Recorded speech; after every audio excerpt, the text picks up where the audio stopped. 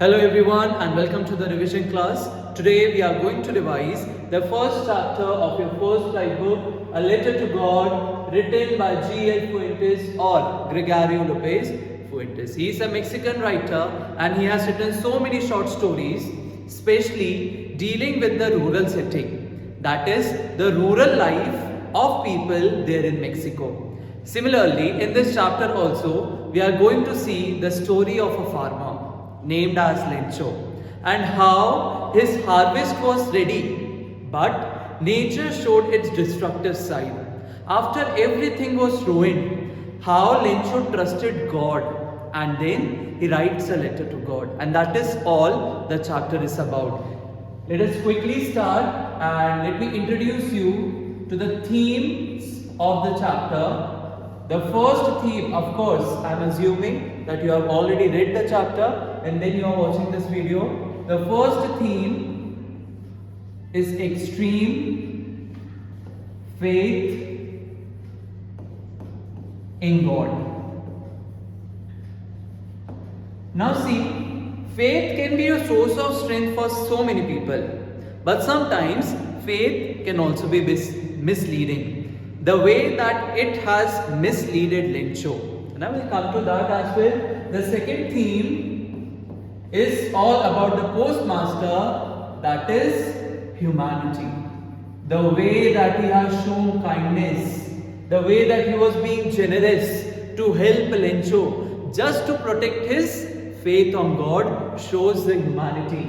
And the last and the important one is nature and its destructive side.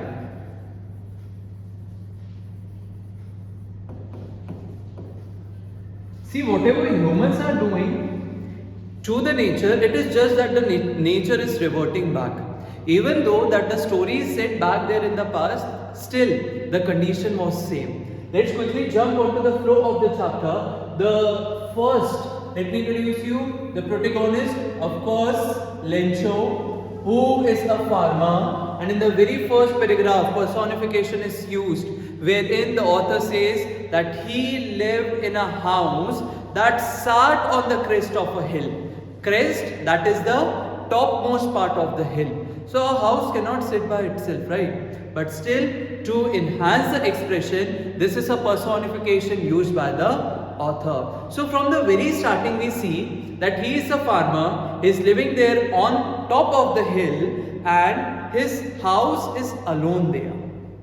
There are no other houses present in the neighborhood. Also we see that his ripe corns were dotted with yellow flowers, and this is representing that his harvest was ready and it was promising a very good harvest.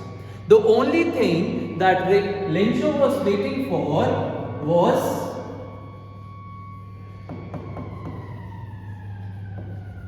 the rain. The only thing that he was waiting for is the rain. And then we see, did the rainfall come? Yes, of course. The rainfall did come. And the family was so happy.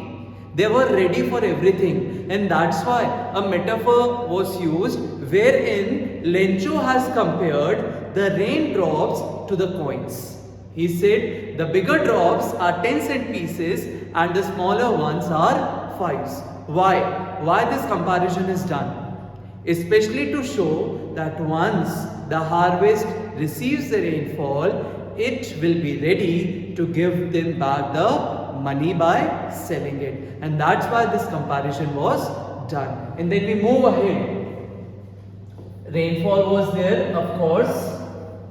Rainfall did come, but along with the rain, when the family was happy, the boys went out, the family went out to feel the rainfall on their body. They were so happy. Nature showed its destructive side, and what happened? Huge hailstones began to fall.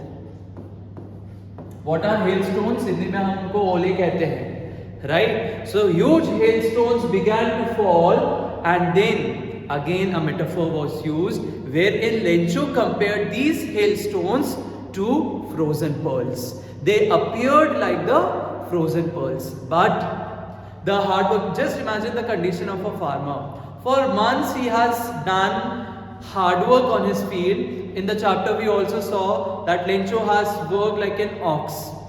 And then the harvest is completely ready. It is promising a good money. But after that, within a span of few minutes, everything is destroyed. And then a simile was used wherein the author says that the land was covered as if it is covered with salt. Everything is destroyed. Right? So what do we write down here? Hailstone, and then we write down destruction was there.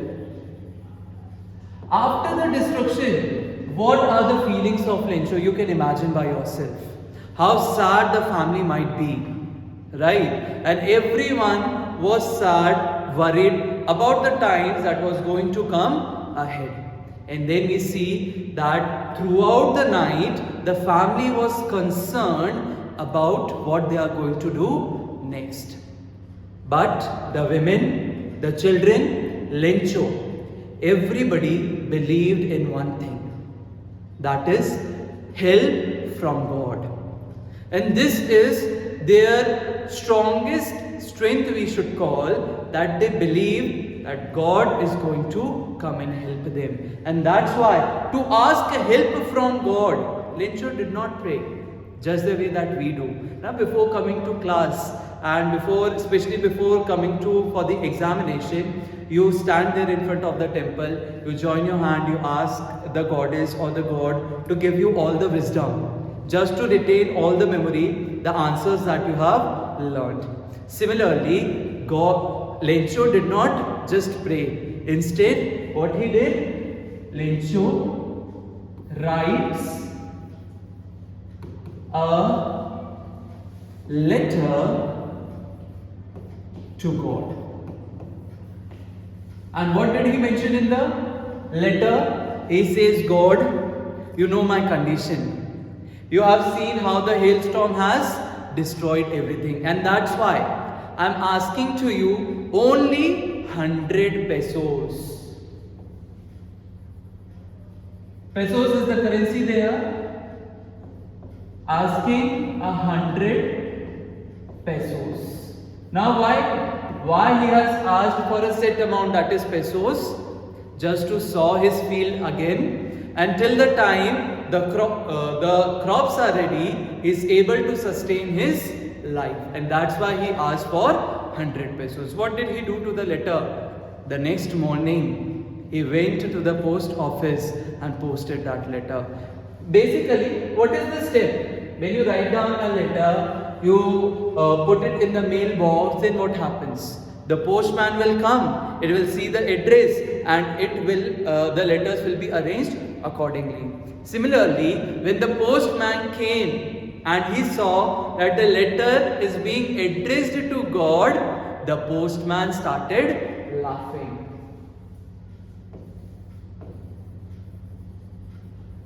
The postman started laughing. And when he took that letter to his master, the postmaster, who is described as a very amiable, friendly, jolly person, he also started laughing. But then he was triggered and he doubted himself, and he said that I don't have such a faith in God the way that this poor man is having, and I wish I had such a faith in God.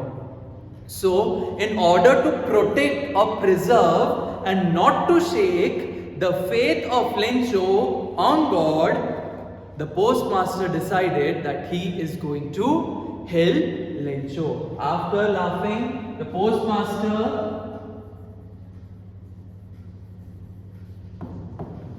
opened the letter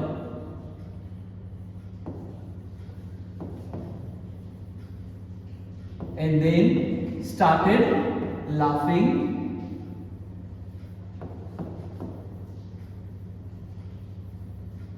And then what do we see, beta? He was triggered and he decided to. And a very good sentence is written in your chapter that in order to help Lencho, only goodwill was not required. It was not sufficient. He actually needed money. And he asked the employees of the post office to contribute money in the name of charity. And he himself gave a part of his salary. So what he did? He collected the money.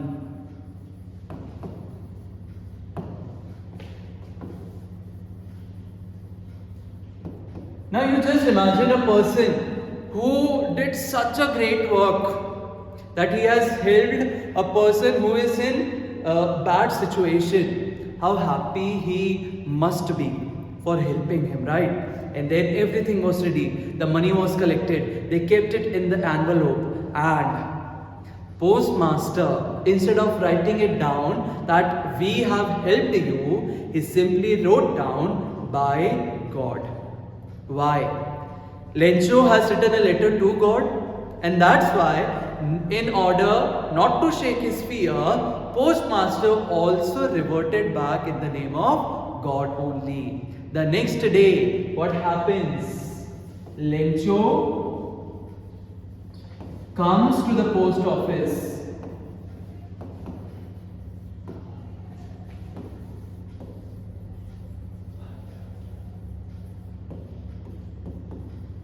And you just imagine, for suppose you ask something from your parent or you ask something from your friend and they actually give it to you. How happy you are. You jump out of your happiness and you get so much excited. But Lencho did not do that. On receiving the envelope from the postman, he did not show a slightest surprise. Such was his faith. He knew that as he has asked God for something, God is going to help him out. And that's why he was not at all surprised. Please note this point. This is very important. He did not show slightest surprise in that. Such was his faith. But a shift is there. And what is that shift? When he opens the envelope and counts the money, how much money was present? Only 70 pesos were present in the envelope. And there is a very strong statement given in the chapter. Lencho believed that God could not make such a mistake. And that's why he wrote yet another letter to God. He becomes angry. 70 pesos becomes angry. And then writes yet another letter to God. He writes yet another letter to God. In this time, what did he write? He says, God, I know you could not make such a mistake. If I asked for 100 pesos, you would have said 100 only. But I have received only 70 pesos. I need 100. So please send me the balancing amount. But there is a condition. Do not send the money through the post. Why? And the last line of the chapter is the most hilarious. Along with it, it is very ironical. And he says, because the people at the post office are a bunch of crooks. Hindi में हम कहते हैं नेकी कर दरिया में डाल. Similarly, this is what happened with the postmaster. When Lencho might have dropped that letter in the mailbox, and postmaster, he was all happy. He was watching Lencho with contentment, satisfaction. And then when he would have opened that letter and would have read that you people are bunch of crooks, you have stolen my 30 pesos, what he might have felt. Right? So at this point we think that postmaster should have noted it down that it is not the God that who is helping you, but it is us. So all the good work that postmaster did was in vain. Got it? He writes yet another letter to God, asks for balancing amount, that is the rest, 30 pesos.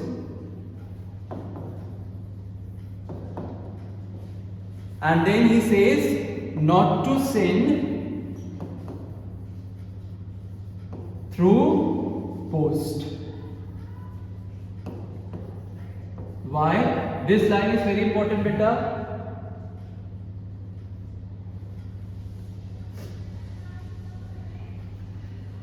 Please remember, bunch of crooks. What is the meaning of crooks? Dishonest people. So that's what happened, and this is the greatest irony. There are two ironies in the chapter.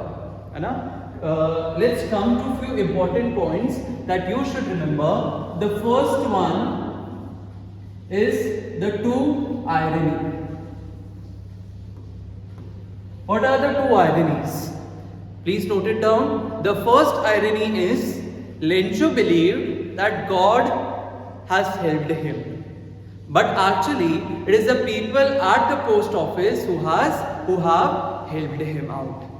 The second irony, please note it down, that it was actually the people of the post office who have helped Lencho, but instead of appreciating them, Lencho called them a bunch of crooks.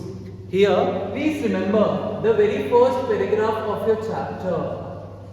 It says that Lencho lived alone there with his family. He was not acquainted with people, and that's why he did not trust humans.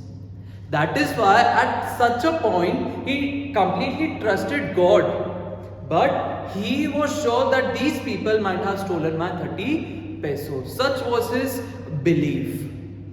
Understanding? The second part are the two conflicts which are present in the chapter. The first conflict is with human and nature. Humans, just like Lencho, he did a lot of hard work, but what did nature do in return? It destroyed everything. This is the first conflict we see in the chapter. The second conflict is humans against humans, right? Instead of appreciating or coming to know who has actually helped him, Lencho started cursing them, abusing them, and calling them a bunch of crooks. This is the second conflict, that is with human and human. So the first conflict is nature with humans, and the second one is humans versus humans. Understood, beta? Now, please make sure that your third one is you know all the comparisons of the chapter.